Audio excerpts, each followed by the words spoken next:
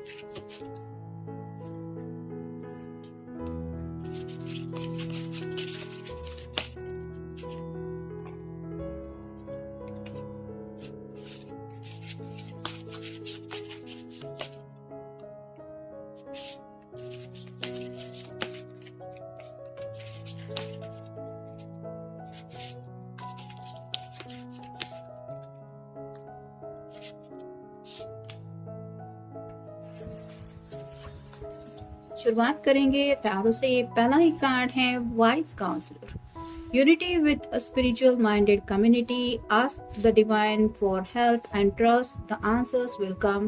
Compare traditional methods with new ideas to see which is the best for you।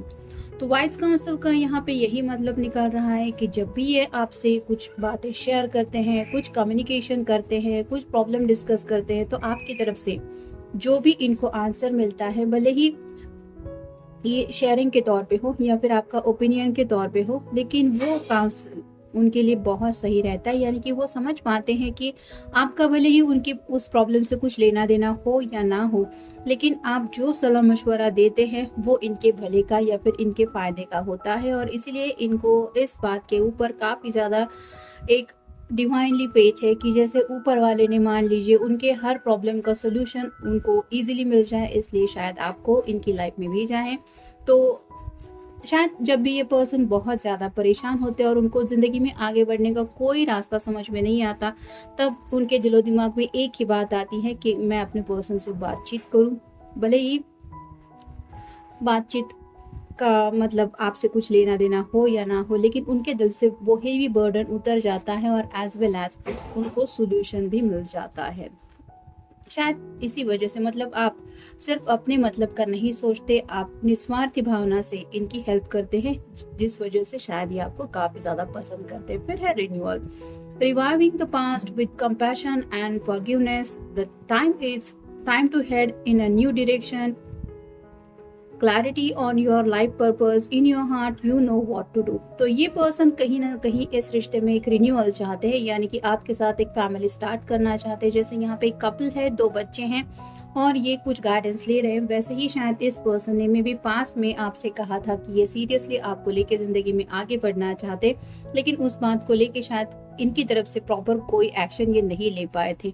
फिर भी उनको आज भी एहसास होता है कि इतना वक्त गुजर जाने के बावजूद भी अगर ये चाहते हैं कि आप उनके साथ ज़िंदगी में आगे बढ़े, तो आप अभी भी उनको वो हाथ ऑफर कर रहे हैं कि चलो आई एम विद यू। और ये बात उन्हें बहुत ज़्यादा पसंद है आपको लेके। फिर है 3 of swords. Air sign Gemini, Libra या फिर Aquarius. Great sadness that will heal with time.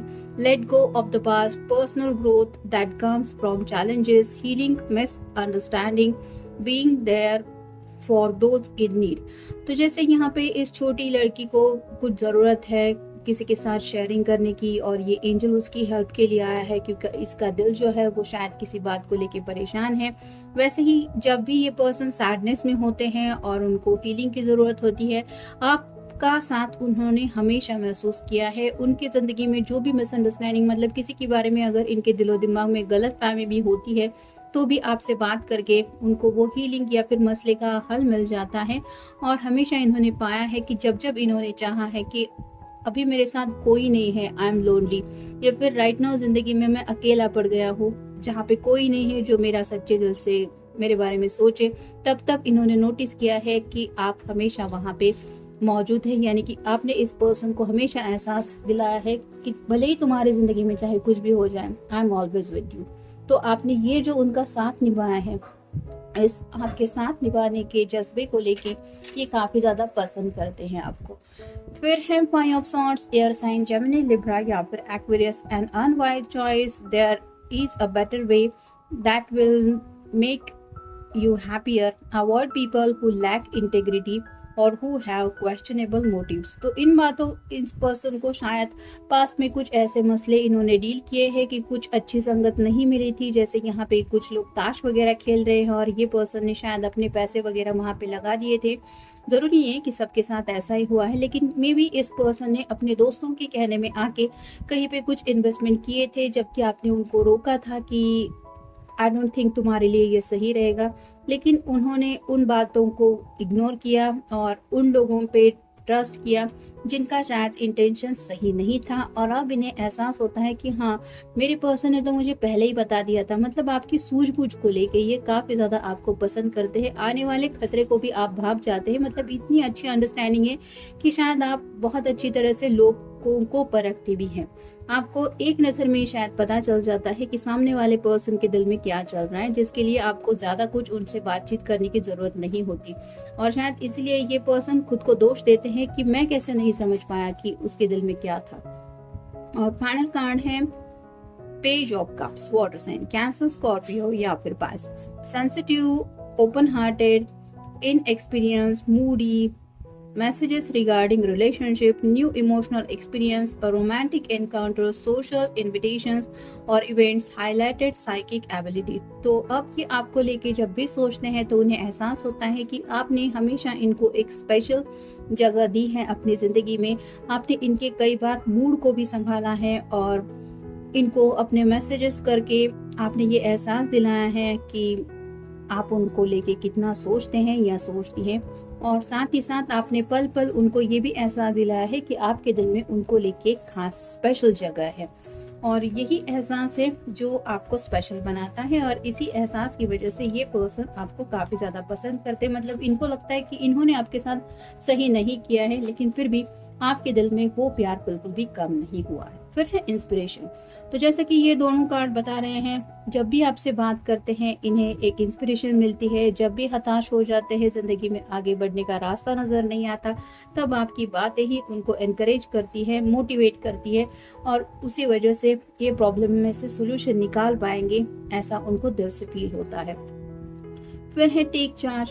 तो वक्त वक्त पे आपने उनको ये भी समझाया है कि हमें ज़िंदगी में आगे बढ़ना है तो अपनी ज़िंदगी के फैसले खुद पर करने पड़ते हैं या फिर वहाँ पे पहुँचने के लिए एफर्ट्स लेने पड़ते हैं। तो ये टेक चार्ज की जो फीलिंग आपने इस पर्सन के दिल में जगाई है, मतलब कई हो सकता है ये लोग, जो पर्सन जिनके लिए भी आप ये रीडिंग देख रहे हैं, वो कई बार शायद दूसरों पे काफ़ी मतलब हद से ज़्यादा ही शायद भरोसा कर देते कि हाँ मुझे भरोसा है ये सब हो जाएगा, लेकिन ऐसा नहीं होता। हर बार हमें अपनी ज़िंदगी की बागडोर अपने हाथ में लेनी ही पड़ती है। फिर है एंजॉय हॉबीज़।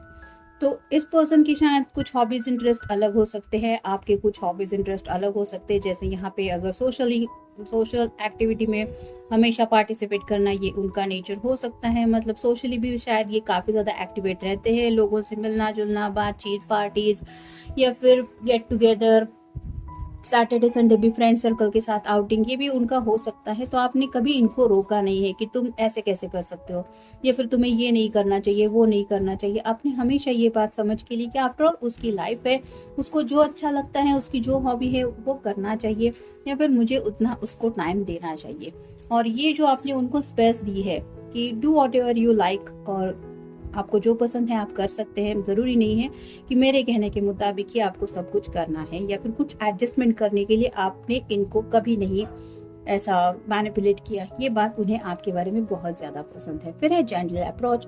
जब भी आपने इनके साथ कम्युनिकेशन किया है, आपने एक सॉफ्टली हमेशा बातों को हैंडल किया है और आपका जो तरीका है इनकी तरफ बातें करने का या फिर इनको बातें समझाने का या फिर अपने नज़रिए को उन तक पहुंचाने का, वो बहुत ही प्यारा है। मतलब एक अंडरस्टैंडिंग आपके अंदर काफ़ी ज़्यादा है जो ये इग्नोर नहीं कर पाते। और फाइनल कार्ड है हार्ड वर्क। तो शायद आप काफ़ी ज़्यादा हार्ड वर्किंग हो सकते हैं और जैसे कि यहाँ पे हमने देखा कि ताश वगैरह खेल के यहाँ पे कहीं से कुछ ऐसे पैसे इन्वेस्ट करके शॉर्टकट से पैसे कमाने नहीं है, ऐसा शायद इस पर्सन के दिल में भी पास में कुछ चल रहा था और आपने अपने तरीके से इस पर्सन को हार्ड वर्क का एक एहसास दिलाया था कि जो मेहनत का फल होता है वो अलग ही होता है और शॉर्टकट से पैसे जब कमाए जाते हैं तो वो हमेशा के लिए हमारे साथ नहीं रहते, या फिर अपने अपने तरीके से इनको बातें कुछ समझाई थी जो शायद अब जाके कहीं इनको समझ में आ गई है कि हाँ, मेरे पर्सन ने जो भी कहा था वो सच्चे दिल से ही कहा था,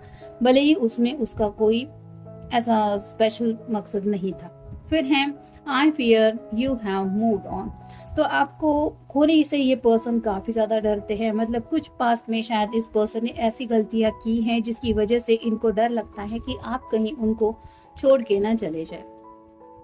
फिर है I have realization of our past birth together. तो पास्ट लाइफ का एक कनेक्शन वो दिल से फील करते हैं, यानी कि जैसे अभी इस सभी कार्ड में हमने देखा कि आप दोनों के बीच में बहुत ही प्यारी अंडरस्टैंडिंग है और इनको ऐसा लगता है कि जन्म जन्मांतर का ये रिश्ता है, इसी वजह से ये रिश्ता इतना गहरा वो फील कर पा रहे हैं। फिर है it was a difficult decision for both of us.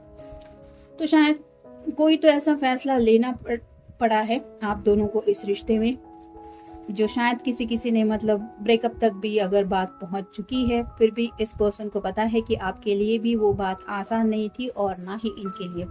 तो कहीं ना कहीं पे जहाँ पे रिन्यूअल का कार्ड भी आया है, कुछ लोग यहाँ पे ऐसे भी है कि आपके पर्सन दोबारा आपसे रिकनेक्ट होना चाहते हैं या फिर आपके साथ दोबारा ज़िंदगी में आगे बढ़ने के बारे में भी इनके दिलो दिमाग में चल रहा है और शायद ये उसी वजह से वो बातें याद कर रहे हैं कि आखिर ये आपको इतना पसंद क्यों करते हैं। फिर है योर साइलेंस इज किलिंग मी। तो राइट नाउ ये कार्ड भी वही बता रहा है कि कुछ लोगों के बीच में बातचीत बंद है और ये जो खामोशी है ये इस पर्सन को बहुत ज़्यादा तड़पा रही है। ये किसी भी तरीके से चाहते हैं कि ये खामोशी की जो दीवार आप दोनों के बीच में है वो टूट जाए और आप दोनों फिर से एक दूसरे के साथ आ जाए।